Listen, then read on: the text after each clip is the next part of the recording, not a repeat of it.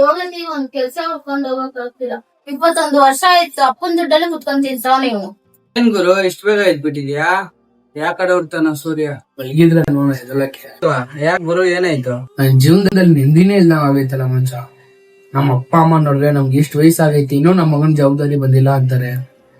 ನಾನ್ ಏನೋ ಮಾಡ್ಲಿ ಮಚ್ಚ, ನನ್ನ ಹಣೆ ಬರ್ಗನೆ ಸರಿ ಇಲ್ಲ. ಎಷ್ಟ್ ಕಷ್ಟ ಪಟ್ರು, ಎಷ್ಟ್ ಪ್ರಯತ್ನ ಪಟ್ರು, ನನ್ನ ಜೀವನ ಒಂದ್ ದಾರಿಗೆ ಬರ್ಲಿಲ್ವಲ್ಲ. ನಮ್ಮ ಅಪ್ಪ ಅಮ್ಮನ ಚೆನ್ನಾಗ್ ನೋಡ್ಬೇಕಂತ ನನಗೂ ಆಸೆ ಇಲ್ವೇನೋ. ಯಾರ ಹತ್ರ ಹೇಳ್ಕೊಳ್ಳಿ ಮಚ್ಚ ನಾನು. ಅಪ್ಪ ಅಮ್ಮ ಹತ್ರ ಹೇಳಿದ್ರೆ ಕೊರುತ್ತಾರೆ, ಪ್ರೀತಿಸಿರೋ ಹುಡುಗಿ ಹತ್ರ ಹೇಳಿದ್ರೆ ಮರ್ಯಾದೆ ಹೋಗುತ್ತೆ, ಹುಡುಗರ ಹತ್ರ ಹೇಳಿದ್ರೆ ಆಡ್ಕೊಂಡ್ ನಗ್ತಾರೆ. ಎಲ್ರು ಇದ್ರು ಏಕಾಂಗಿ ಆಗಿದ್ದೀನಿ ಮಚ್ಚ ನಾನು. ಎಷ್ಟು ದಿನ ಆಯ್ತು ಗೊತ್ತಾ ಮಚ್ಚ ನಿದ್ದೆ ಮಾಡಿ. ನಿದ್ದೆ ಮಾಡಕ್ ಹೋದ್ರೆ ಭಯ ಆಗುತ್ತೆ.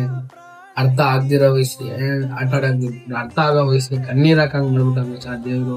ಈ ಕಡೆ ಹುಡ್ಸಿರೋ ಅಪ್ಪ ಅಮ್ಮ ಒಳ್ಳೆ ಮಗ ಆಗಿಲ್ಲ, ಈ ಕಡೆ ಸಿಕ್ಕಿರೋ ಹುಡ್ಗಿಗ್ ಒಳ್ಳೆ ಹುಡುಗ ಆಗಿಲ್ಲ, ಕೊನೆ ಪಕ್ಷಕ್ಕೆ ಮಶಾನಕ್ಕೆ ಏನಾನು ಆಗಿಲ್ವಲ್ಲ ಮಚ್ಚ ನಾನು.